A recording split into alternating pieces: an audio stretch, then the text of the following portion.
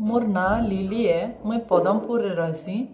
मते गला वर्ष ट्रांसफर माइलाइटिस होता जेन थी कि स्पाइनल कॉर्ड फुली जाएसी आउ नर्वस सिस्टम काम ना करे से लगी मुई चाली नहीं पारुथे।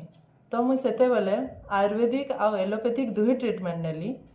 तार परे मुई वाकर रे चालुथिली हेले भी मुई बेसी रास्ता चाली नहीं पारुथे।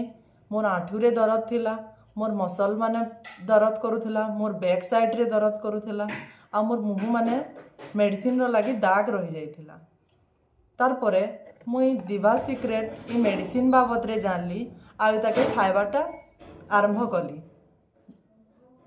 तार परे मोर एबे 10 दिन होउछे मोर आंठुरे दर्द नाइन, मोर मसल माने आउ दर्द नाई करबार की, मोर बैक साइड रे भी आउ दर्द नाई करबार आ मोर मुहुरे भी जेन दाग माने थिला एबे सेटा कमी जाइछे।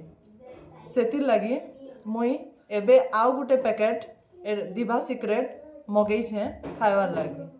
आउ मुई जेन वाकर रे चालू थिली आउ बिना सपोर्ट रे एबे चाली पारुछे।